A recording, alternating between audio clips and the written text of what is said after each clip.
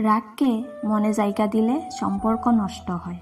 অভিমানকে মনে পুষে রাখলে দূরত্বের সৃষ্টি হয়। কিন্তু সব ভুলে ক্ষমা করে দিলে প্রতিটি সম্পর্ক স্থায়ী হয়।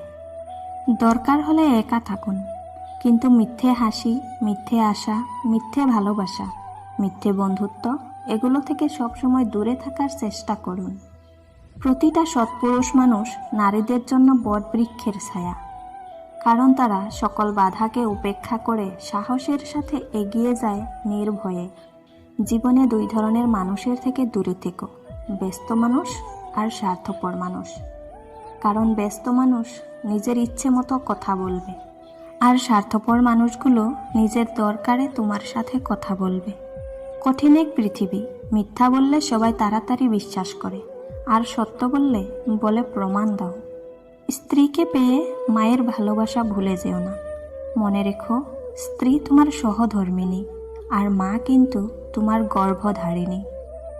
যতদিন না নিজেকে প্রতিষ্ঠিত করতে পারবে, ততদিন কেউই তোমার পাশে থাকবে না। মানুষ হয়ে জন্ম নিলে জয় পরাজয়ের লড়াইটা চলতেই থাকবে। ভয় পেও না, এক টুকরো মেঘের আধারে জীবন কখনো থমকে যাবে না। সেই সব মানুষগুলো বড়ই ভয়ঙ্কর, যাদের মুখে এক রূপ আর অন্তরে আরেক রূপ। দারিদ্রতার কাছে সম্পর্কগুলো একদিন দুর্বল হয়ে যায়। আপন মানুষের কাছেও নম্র ব্যবহার তিক্ত মনে হয়। সৎ লোকের কথায় রাগ বেশি, তাই অধিকাংশ লোক তাদের পছন্দ করে না।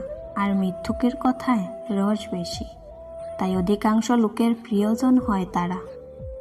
মধ্যবিত্ত ঘরের ছেলে মেয়েদের স্বপ্নগুলো শিকলে বাঁধা থাকে, আর যখন সে নিজে প্রতিষ্ঠিত হয়ে স্বপ্নগুলো পূরণ করতে চায়, তখন তার উপর পরিবার ও প্রিয়জনের দায়িত্ব এসে পড়ে। চোখে দেখা সব জিনিস যেমন সত্যি হয় না, খুব কাছে আসা সব মানুষ তেমনি আপন হয় না। সবার ভাগ্যে সব কিছু থাকে না।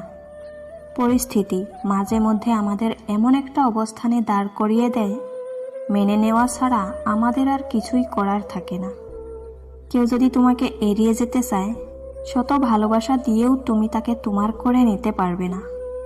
মন ভালো রাখা মানুষটাই যখন মন খারাপের কারণ হয়, সেই কথা কাউকে বলা যায় না, সহ্য করা যায় না, অসহায় লাগে শুধু।